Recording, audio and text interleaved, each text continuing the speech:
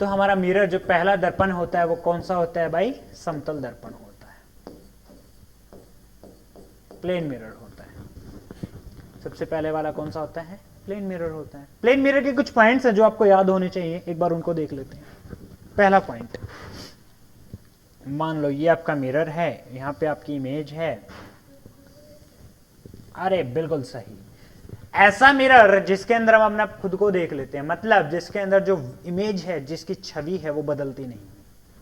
मतलब अगर कोई इंसान मोटा है तो मोटा दिखाई देता है और कोई पतला है तो पतला ही दिखाई देता है। क्लियर? ठीक है, ऐसा नहीं है जैसे कुछ मिरर होते हैं वो किसी को बड़ा करके दिखा देते हैं, किसी को छोटा करके दिखा देते हैं, ऐसा नहीं होगा। जितना है जैसा है वैसा दिखाई देगा, वो प्लेन मिरर होते हैं। प्लेन मिरर की कुछ कंडीशन होती है, इसे हमने क्या कहा? ये ऑब्जेक्ट है। क्या है? ऑब्जेक्ट है, वस्तु है। और ये आपका क्या है? इसकी इमेज बनी है, छवि बनी है, इसकी इमेज बनी है, छवि बनी है। क्लियर? तो पहला पॉइंट याद रखना, जो ऑब्जेक्ट डिस्टेंस है जिसे u से लिखा जाता है, वस्तु की दूरी, u से किसे लिखा जाता है? ऑब्जेक्ट डिस्टेंस को, वस्तु की दूरी को लिखा जाता है। ऑब्जेक्ट डिस्टेंस, वस्तु की दूरी।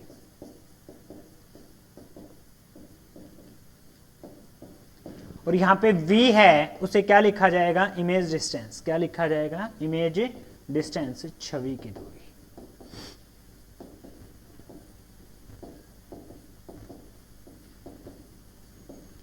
आपकी कंडीशन होती है ऑब्जेक्ट डिस्टेंस और इमेज डिस्टेंस दोनों क्या होते हैं? बराबर होते हैं। पहला पॉइंट याद रखना कि ऑब्जेक्ट डिस्टेंस और इमेज डिस्टेंस दोनों क्या रहेंगे? बराबर रहेंगे। प्लेन मिरर में ऑब्जेक्ट डिस्टेंस और इमेज डिस्टेंस क्या रहेंगे? हमेशा बराबर रहेंगे। दूसरा पॉइंट, इसे ऐसे समझिए, मान लो ये आपका एक दर्पण है और ये इसकी मुख्य धुरी होती है। एक ऐसी एक्सिस जो उसके क्या करती है? किसी दर्पण के बिल्कुल मध्य से गुजर जाती है, बिल्कुल सेंटर पॉइंट से जो पास होती है उसे क्या कहते हैं? प्रिंसिपल एक्सिस कहा जाता है, मुख्य धुरी कहा जाएगा। ठीक है, तो ये हमारे पास क्या है? प्रिंसिपल एक्सिस है। ये हमारे पास क्या है? प्रिंसिपल एक्सिस है, मुख्य धुरी है। ये लिखना नहीं है, एक बार समझ लो। इसे आपका क्या कहते हैं? अपर्चर कहते हैं। इसे आपका क्या कहा जाता है? अपर्चर कहा जाता है। यहां पर आपका क्या होता है? पोल होता है। इसे क्या कहा जाता है? पोल होता है। एक बार वापस आइए, देखिए, एक गोले का टुकड़ा बना के लाया था ना मैं इस प्लेन मिरर को, तो इसका जो सेंटर होगा, इस गोले का एक सेंटर तो होगा, उस सेंटर को क्या कहते हैं? वो सेंटर यहां पे होता है, इसे कहा जाता है सेंटर ऑफ ए कर्वेचर। क्या कहा जाता है? Centre of A curvature. Clear? तो कुछ और पॉइंट्स हैं, वो भी समझ लीजिए। अगर कोई रेडिएशन, कोई किरण पैरेलल एक्सिस के पैरेलल आई, प्रिंसिपल एक्सिस के पैरेलल आई, तो वो डिफ्लेक्ट होकर कहां से गुजरती है? फोकस से गुजरती है। यहां पे एक पॉइंट होता है F, जिसे क्या कहा जाता है? फोकस कहा जाता है। अगर कोई रेडिएशन प्रिंसिपल एक्सिस के समानांतर आती है, पैरेलल आती है, तो वो क्या होती है? एक पॉइंट पर आकर मिल जाती हैं, उसे क्या कहा जाता है? फोकस। इसे क्या कहा गया? Centre of curvature. जो रेडिएशन सेंटर ऑफ कर्वेचर से आई, वो उसमें से जो कि तो क्या कर जाती है? वापस चली जाती है। जो किरण, जो रेडिएशन सेंटर ऑफ कर्वेचर में से आती है, उसमें से क्या करती है? वापस चली जाती है। ऐसे ही अगर कोई रेडिएशन पोल पर आती है, तो जितने डिग्री के कोण पर वो आएगी, उतने डिग्री के कोण पर वो बाहर चली जाएगी। जितने डिग्री के कोण पर वो आती है, उतने ही डिग्री के कोण पर वो बाहर चली जाती है। क्लियर हुआ? मतलब रिफ्लेक्शन, एंगल ऑफ इंसिडेंस और एंगल ऑफ रिफ्लेक्शन, जिस कोण पे आई उसी कोण पर क्या करेगी? मुड़ेगी। यहां तक की बात समझ में ना आई हो तो एक बार बताइए। क्लियर है? आगे सुनते जाइए, लिखिए मत। अभी लिखने का टाइम आएगा जब बता दिया जाएगा, एक बार सुन लीजिए। तो हमें क्या पता चला? ये फोकस है भाई। इस मिरर से, इस दर्पण से फोकस के बीच की दूरी, ये वाला डिस्टेंस, ये वाला जो डिस्टेंस है, इसे क्या कहा जाएगा? इसे फोकल लेंथ कहते हैं। ये लिखने की कोई जरूरत नहीं है, बस समझ लेंगे, क्योंकि ये वर्ड बार बार इस्तेमाल होते हैं। और यहां से देखिए सेंटर ऑफ कर्वेचर से लिखा गया था, तो ये वाला जो डिस्टेंस है, ये डिस्टेंस यहां से लेकर यहां तक का जो डिस्टेंस है, इसे क्या कहा जाता है? रेडियस कहा जाता है, त्रिज्या। रेडियस कहा जाता है, त्रिज्या कहा जाता है। अरे केंद्र से, सेंटर से, अरे यार समझो, ये सेंटर था, सेंटर से ये वाली दूरी ही तो क्या है? यही तो आपका मिरर है, मिरर का सरफेस है, सतह है, तो इसे क्या कहेंगे? रेडियस ही तो कहेंगे। तो इसमें सोचने की क्या बात थी? तो ये सारे पॉइंट क्लियर हो गए। तो प्लेन मिरर के पॉइंट दूसरा याद रखना, जो इसकी फोकल लेंथ होती है F, वो इनफाइनाइट होती है। फोकल लेंथ जो होती है F, वो क्या होती है? इनफाइनाइट होती है। क्लियर। तीसरा पॉइंट, अगर मान लो ये इमेज वी आई वेलोसिटी से मूव करती है तो वी आई किसके बराबर होगा, वेलोसिटी। जो छवि का वेग है वो वस्तु के वेग के दुगना होता है। The velocity of image is 2 times of the velocity of A object. मान लो मैंने कहा कि ये वाला जो ऑब्जेक्ट है ना, ये इस तरफ किस वेलोसिटी के साथ जा रहा है, 10 मीटर प्रति सेकंड। मैंने कहा कि ऑब्जेक्ट शीशे की तरफ बढ़ रहा है, किस वेलोसिटी के साथ, किस वेग के साथ, 10 मीटर के साथ। तो आप कहेंगे सर जो इमेज आ रही है ना वो किसके साथ आ रही है, 20 मीटर के साथ। अब आप लोग फंस चुके हैं, समझना इस बात को। यार ये दूरी मैंने कहा बराबर है, ये दूरी मैंने क्या कहा, बराबर है, ठीक है। अगली बात, ये जो डिस्टेंसेस, ओ सॉरी, ये डिस्टेंसेस क्या है, इक्वल है। अब एक बात बताओ, जिस समय ऑब्जेक्ट इस तरफ चल रहा है उसी समय तो इमेज भी चलेगी। जिस समय वस्तु आगे की तरफ बढ़ रही है, छवि भी आगे की तरफ बढ़ेगी, तो टाइम भी बराबर है। अगर दूरी और समय दोनों बराबर हैं तो चाल अलग अलग कैसे है? दूरी और छवि, दूरी और समय बराबर हैं तो चाल अलग अलग कैसे हैं? स्पीड तो यही होती है ना, डिस्टेंस बाय टाइम। बोलिए सर, कुछ तो तिकड़म लगाइए।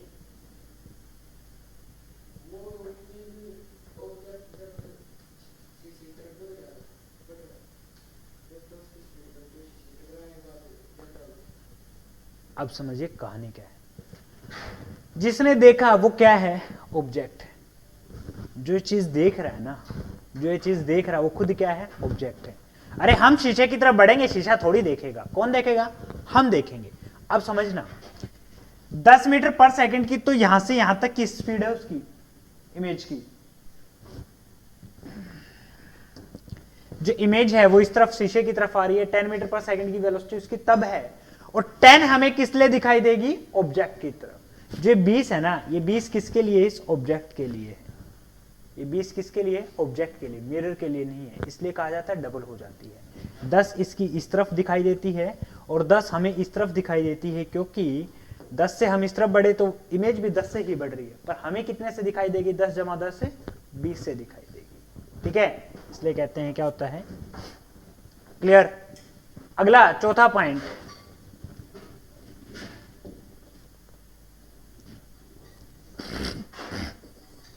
मान लो इस वस्तु की ऊंचाई h है। मान लो इस वस्तु की ऊंचाई कितनी है, h है। आप चाहते हो कि ये जो ऑब्जेक्ट है ये पूरा का पूरा दिखाई दे, तो इस मिरर की ऊंचाई कम से कम कितनी होनी चाहिए, h/2 होनी चाहिए।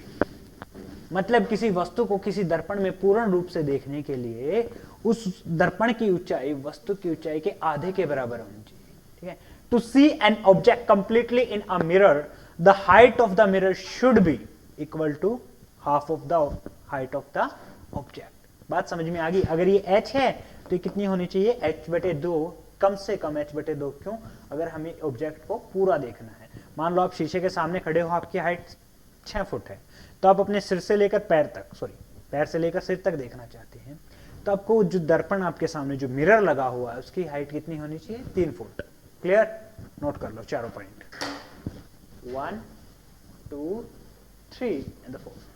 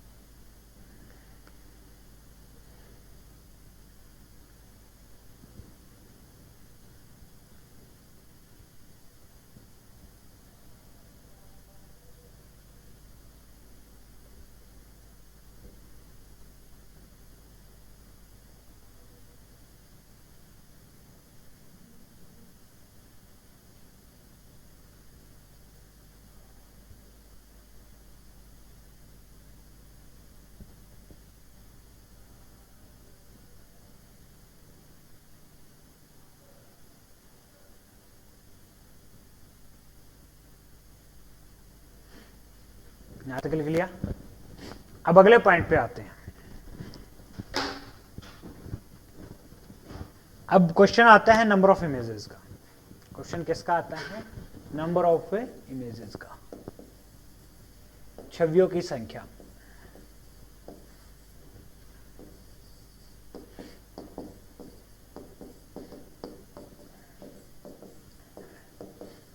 आपने देखा होगा भूल भुलैया वगैरह बना दी जाती हैं, शीशे लगा दिए जाते हैं कि आपको यही समझ में नहीं आता निकलना कहाँ से है, तो उनके अंदर एक रिलेशन होता है, उन्हें एक पर्टिकुलर एंगल पर रखा जाता है। कैसे रखा जाएगा ये समझिए। मान लो ये एक प्लेन मिरर है और ये एक प्लेन मिरर है, तो इन दोनों को हमने रख दिया, इनके बीच का कोण कितना है? थीटा है। हमने दो समतल दर्पणों को रखा, उनके बीच का कोण कितना लिया? थीटा लिया। ठीक है, अब इस थीटा के हिसाब से हम कितना निकाल सकते हैं? अरे देखो, इन दो प्लेन मिरर का पूरा कोण अगर मैं बनाना चाहूं तो कितने का बनेगा? 360। तब क्या कहेंगे? कितने का बनेगा? 360। नंबर ऑफ इमेजेस निकालने के लिए बटे में क्या कर दो? थीटा। कोई ना कोई n आएगा, मतलब कुछ ना कुछ वैल्यू आएगी, 10, 5, 15, 20, 50 कुछ भी आ सकती है। अब अगर n इवन है, अगर n एक सम संख्या है तो नंबर ऑफ इमेजेस छवियों की संख्या कितनी हो जाएगी? n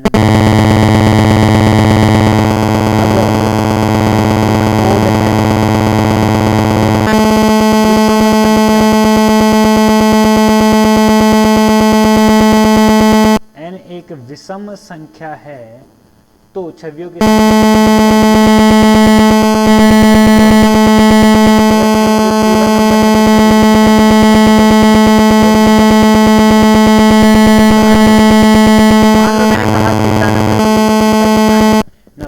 तो 360 बटे 90 क्या कितना आया भाई? 4 आ गया। 4 एक कैसा नंबर है? इवन नंबर है, सम संख्या है, तो 4 घटा में 1 कितनी छवियां बनेंगी? 3। वैसे ही मान लो कितना है? 0 से 0 12 थिया 36, तो 3 क्या है आपका? नंबर ऑफ इमेजेस है। क्लियर है?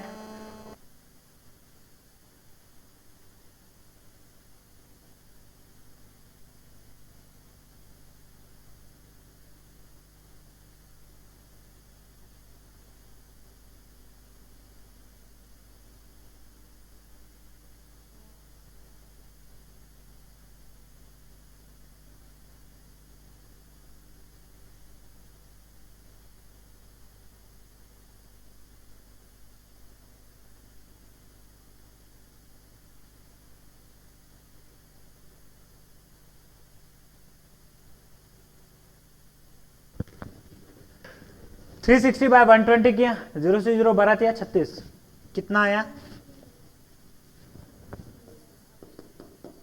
इसलिए लिया।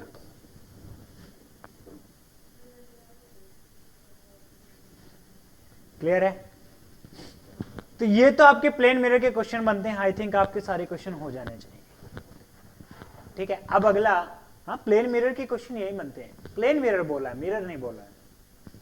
There is a difference between two things, one is mirror and the other is plain mirror. अगला आपका जो आता है वो आता है आपका कौन सा? अब देखते हैं आपके एक कॉनकेव मिरर को।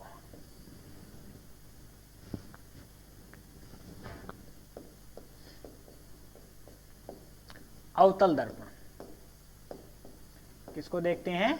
कॉनकेव मिरर को, अवतल दर्पण को। यहां से लाइन निकाली, जब इसके पैरेलल रेडिएशन आती हैं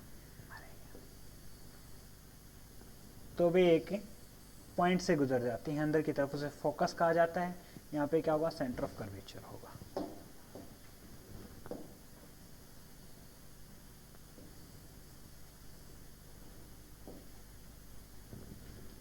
समझ में आ गया? अरे जो पैरेलल आएंगे वो एक पॉइंट पे काटेंगे, उसे फोकस कहा गया, उससे थोड़ी सी दूर एक क्या मिलेगा? सेंटर ऑफ कर्वेचर मिलेगा। पहली बात तो याद रखना, जो f होता है वो 2f बराबर है r होता है। जो रेडियस होती है वो फोकल लंबाई के दुगना होती है। पहला पॉइंट हमेशा याद रखना कि जो फोकल की लंबाई है उसका दुगना कर दोगे तो क्या मिल जाएगा? रेडियस। मतलब मान लो ये फोकस 10 सेंटीमीटर पे है तो सेंटर ऑफ कर्वेचर कितने पे मिलेगा? 20 पर मिलेगा। सोचने की भी जरूरत नहीं है। अब आपको देखना होता है इमेज। क्या क्या देखनी होती है आपको? आपको देखना होता है object, image, size and nature. वस्तु कहां रखी है, छवि कहां बनेगी, उसकी आकृति कैसी होगी और उसकी प्रकृति कैसी होगी, ये आपको बताना होता है। तो सबसे पहले वस्तु कहां पर रखते हैं भाई, अनंत पर रखते हैं। कहां पर रखते हैं, अनंत पर रखते हैं।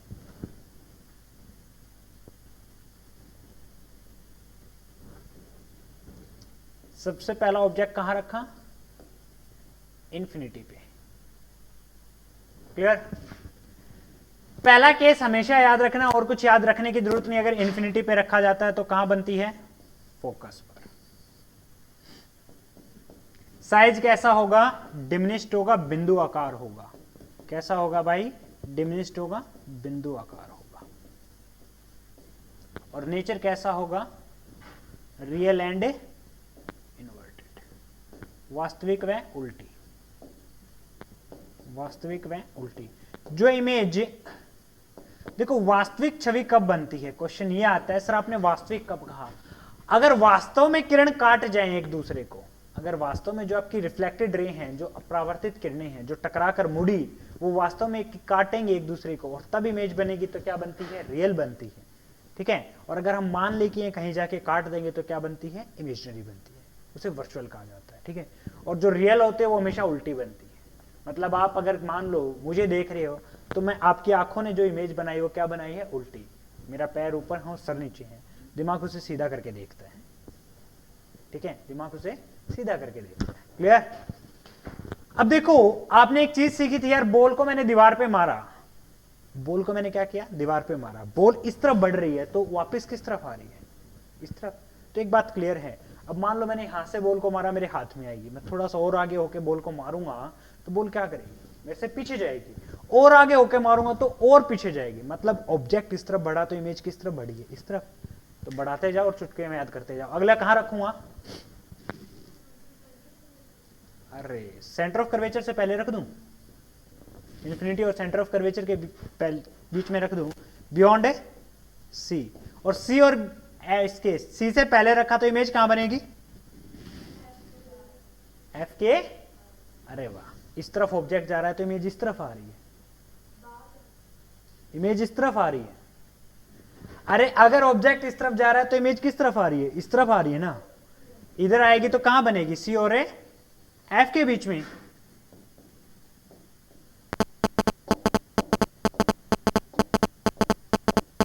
साइज कैसा होगा, स्मॉल। साइज को हमेशा इंक्रीजिंग ऑर्डर में रखो। अगली बार कहां पे रखोगे, बिल्कुल अगला पॉइंट कौन सा आया, सी पर, एट सी। कहां पर बनेगी, सी पे ही बन जाएगी। जहां पे रखी वहीं पे बनी, तो साइज कैसा होगा,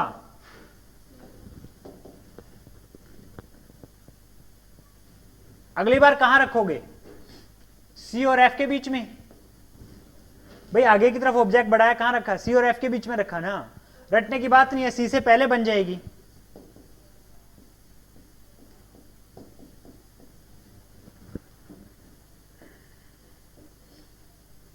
साइज कैसा होगा, अब अगर बराबर हो लिया तो मैंने क्या कहा है, साइज को हमेशा क्या रखो, बढ़ते क्रम में, थोड़ा सा बढ़ा दो।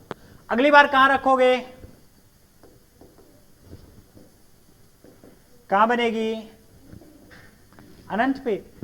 भाई यहां पर पॉइंट कौन सा आएगा, इमेज यहां पे बना ही नहीं क्या, एक, ठीक है, 1 2 3 4 5, सही है। कहां पे चले जाएंगे, इन्फिनिटी, हाँ बियॉन्ड सी वाली है।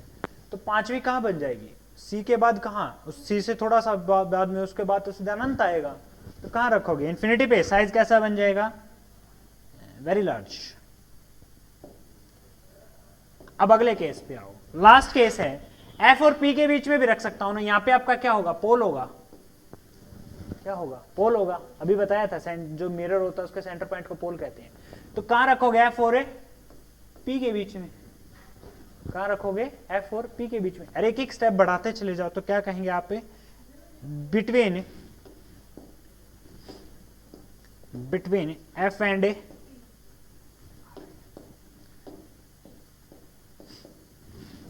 अब देखो इन्फिनिटी से आगे कहां जाओगे, कहीं नहीं जा सकते ना। तो क्या करो, दूसरी तरफ चले जाओ, ये चले गए, लो नहीं, मिरर में जो इस साइड बनेंगी वो सारी ऊपर बनेंगी, मिरर में जो इस साइड बनेंगी वो सारी ऊपर बनेंगी, और लेंस में जो इस साइड बनेंगी वो सारी ऊपर बनेंगी, ऊपर बनेंगी। ठीक है, याद है?